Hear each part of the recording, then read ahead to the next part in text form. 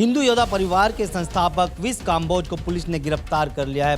वो हिंदू योद्धा परिवार नहीं है, हिंदू को मार कर खाने वाला, हिंदू की पूजनीय गौ माता को मार कर खाने वाला, हिंदू की गौ माता की पूज्य गौ माता को काट कर उसका खून बेचने वाला, गौ माता के हत्यारों को उसका मांस दे के सुबह सुबह चावल में मिला के हिंदू के जो समाज के लोग हैं चावल के बांट के तो नाटक करने वाला एक ढोंगी और पाखंडी इंसान है। तो वो एक महिला इसके समझ रात के 2-2 बजे लोगों के घर जाके माफी मांग रही है कि विश काम्बोज को माफ कर दो।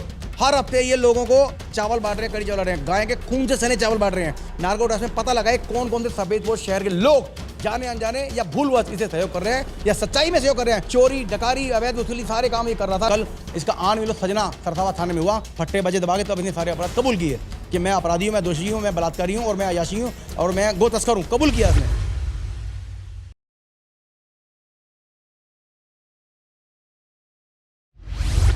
हिंदू योद्धा परिवार के संस्थापक विश काम्बोज को पुलिस ने गिरफ्तार कर लिया है।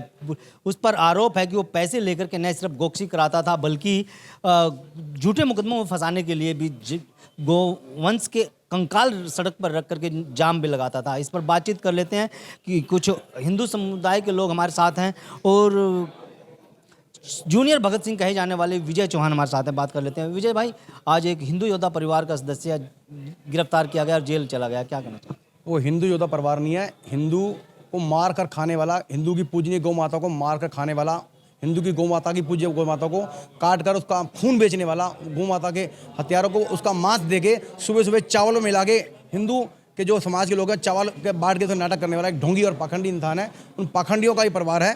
ऐसे पाखंडी लोग समाज में रहने लायक नहीं है। निरंतर समाज को, प्रशासन को, मीडिया को हम लगातार जानकारी दे के बता रहे थे कि ये जो व्यक्ति है ये पाखंडी है, ये देशद्रोही है और ये समाज का एक कलंक का समाज है, कोड है। ऐसे कोड़ी व्यक्ति का समाज में रहना ठीक नहीं है, जो अपने निजी स्वार्थ के लिए, अपने निजी नाम के लिए, निज परिवार के हित के लिए, अपने लोगों के स्वार्थ के लिए, पैसा हड़पने के लिए कसाईयों से मिलकर गौ माता की हत्या कराता है। पूर्व में कई इसके ऑडियो वीडियो वायरल हो चुके हैं, उन सब पे जांच चल रही है, कई मुकदमे इस पर दर्ज हैं।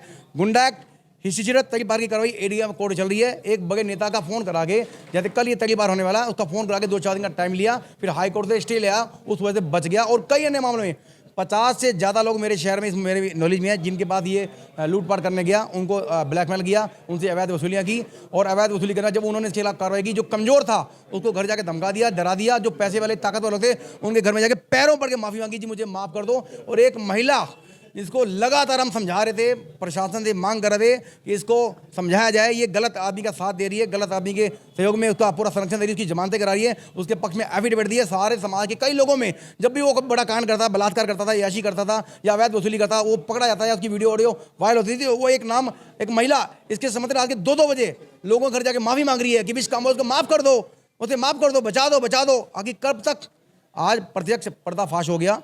पूर्व में सारे सबूतों के साथ प्रशासन को हमने सूचना दी, कार्रवाइयाँ हुई, लेकिन कठोर कार्रवाई नहीं। उसके लिए इसके हौसले बुलंद हो गए। कठोर कार्रवाई से बचने के लिए कम से कम 50 से ज़्यादा मामलों में एक महिला इसके घर घर जाके दरबार में लोगों को भटकती रही। पता नहीं क्यों, मुझे आज तक समझ नहीं आई। उसका अपना पति, जिसको इसने विश काम्बोज ने गोटेश्वर महादेव मंदिर में वांटेड बनाया, हाई कोर्ट से वो बच रहा है। उसका अपना देवर, वो विश काम्बोज की वजह से कोर्ट में वांटेड है, कोर्ट में हाई कोर्ट से बचा हुआ है। अपने पति को बचाने की बजाय, अपने देवर को बचाने की बजाय, इस दड़ियल जो नकली बाल वाला सांप है, शहर का जहरीला नाग है, उसको बचाने के लिए निरंतर लगातार काम कर रही है। निरंतर अधिकारियों से मिल रही है, अधिकारी को गिफ्ट दे रही है और लखनऊ दिल्ली से फोन कर रही है। मेरे पास रात को 2 बजे तक कल लखनऊ दिल्ली से फोन आए, बड़े बड़े राष्ट्रीय पत्रकारों की, उनको लाखों रुपए की ऑफर दे रही है कि इसे बचाओ, निकालो।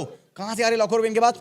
हर हफ्ते ये लोगों को चावल बांट रहे हैं, कड़ी चावल बांट रहे हैं, गाय के खून से सने चावल बांट रहे हैं, गौ माता का मांस बेचकर उससे जो पैसे मिलते हैं उससे समाज की सेवा का ढोंग और पाखंड कर रहे हैं। ऐसे लोगों को बेनकाब करना चाहिए, इनका सामाजिक बहिष्कार होना चाहिए। प्रशासन इसका नार्को टेस्ट करे, नार्को टेस्ट में पता लगाए कौन कौन से सफेदपोश शहर के लोग जाने अनजाने या भूलवश इसे सहयोग कर रहे हैं या सच्चाई में सहयोग कर रहे हैं। उनके खिलाफ भी कार्रवाई होनी चाहिए, उनका भी सामाजिक बहिष्कार होना चाहिए, उनके खिलाफ कठोर से कठोर कानूनी कार्रवाई चाहिए और इस पर गुंडा के साथ गैंगस्टर एक्ट की कार्रवाई चाहिए ताकि भविष्य कभी जेल से बाहर ना पाए। रंजिश वाला भाईचारा तो आपके साथ भी रहा है? मेरे साथ कोई रंजिश नहीं है, व्यक्तिगत मेरी कोई बात नहीं है। मैंने गलत काम का विरोध किया, चाहे कोई बड़ा मंत्री नेता है। आपसे मेरा 35 साल का इतिहास है, 45 साल में 46 साल मेरी एज है, 35 साल से आपकी सेवा कर रहा हूँ।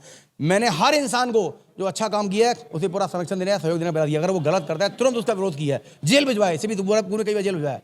लेकिन ये आदमी आदतन अभ्यस्त अपराधी हो गया। अपराध करने के बाद अपराध से बचना कैसे है, समाज को गुमराह कैसे करना है, समाज को तोड़ना कैसे है, समाज को लूटना कैसे है, चोरी डकारी अवैध वसूली सारे काम ये कर रहा था, लेकिन उसे बचने के उपाय मिल गए। कैसे? आप माने अच्छे पत्रकार हैं, चिखला कुछ बोलने वाले हैं। एक दिन पहले रात को आपके घर मिठाई डब्बा लेके बस गया, वो महिला के साथ निक्कर पहन के, और उसके साथ डिब्बा ले लिया, साथ मिठाई दे दी, आपको पगड़ी बना दी, आपको मोमेंटो दे दिया, आप खुश। अरे छोड़ दिया, मुझे क्या करना है, मेरे घर में 1100 का लिफाफा आ गया है, मिठाई का डिब्बा आ गया है, गंगा से, और मुझे पट्टी मिल गई है, एक क्या कहते हैं मुझे मोमेंटो मिल गया, मैं क्यों कार्रवाई की मांग करूँ। ऐसे सारे शहर के तमाम बड़े बड़े अच्छे लोगों का लिए उन्हें ब्लैकमेल करने से बचने के लिए उन्हें घर आपके भी पास गए थे, लिफाफा लेके गए थे, मिठाई का डिब्बा लेके गए थे, याद हम मेरे पास तो शहर के बहुत बड़े भाजपा नेता थे, उन्होंने कभी फोन किया था, सन कोरोना टाइम की मेरे साथ ही 2-3 महीने आगे, और मैंने पैरों को जूती के नीचे रखा थे और धक्के मार के निकाले। जब पता चला एक लड़की का फोन आया मेरा, नियत उम्र का, बिहारीगढ़ की है, उसका इसने शोषण किया, 5 साल से इस्तेमाल किया, और अपने शादीशुदा होने के बाद बच्चे होने के बावजूद कई लड़कियां जीवन बर्बाद किए थे। उन लड़कियों से जूतों से बेटा की वीडियो वायरल हुई, पूरे शहर ने देखा, उसमें भी कार्रवाई हुई, लेकिन उनके घर चला गया कि आप मेरे खिलाफ कार्रवाई नहीं लोगे तो आपकी शादी नहीं होने दूंगा मैं, मेरे चक्कर में आप ही बर्बाद हो। ऐसे कई लोगों ने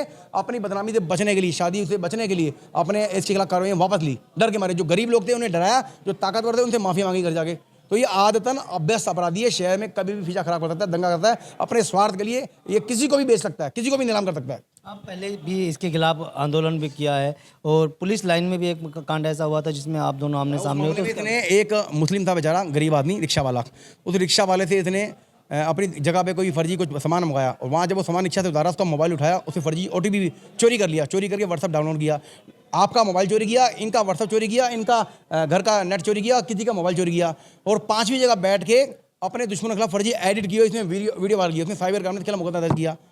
तो अभी तक बड़ी गिरफ्तारी नहीं हुई, कठोर कार्रवाई नहीं हुई। आदतन अपराधी और जितने मुकदमे लगे उनमें सब में हाईकोर्ट से स्टे ले आता था, लाखों रुपए जो गो तस्कर कमा रहा था, वही पैसे पुलिस और मीडिया और समाज को और हाईकोर्ट में खर्च कर रहा था, इसलिए बच पा रहा था। लेकिन अपराधी की लाइफ लंबी नहीं होती, कानून के हाथ लंबे होते हैं। एक ना एक दिन जब कानून ऐसे लफंगों को, ऐसे चोरों को घेरता है, तो उनका फिर नार्कोटिक्स होता है, और अच्छे जो आन मिलो सजना होता है थाने के अंदर, आन मिलो सजना के अंदर हर आदमी अपना अपराध करता है। कल इसका आन मिलो सजना सरसावा थाने में हुआ, फट्टे बजे दबा के, तब इसने सारे अपराध कबूल किए कि मैं अपराधी हूँ, मैं दोषी हूँ, मैं बलात्कारी हूँ, और मैं अयाशी हूँ, और मैं गो तस्कर हूँ, कबूल। अगर आप ये खबर फेसबुक पर देख रहे हैं तो वीडियो को लाइक करके पेज को फॉलो करें। इसके अलावा अगर आप इस खबर से यूट्यूब के जरिए जुड़े हैं तो चैनल को सब्सक्राइब करके बेल आइकन दबाना बिल्कुल ना भूलें।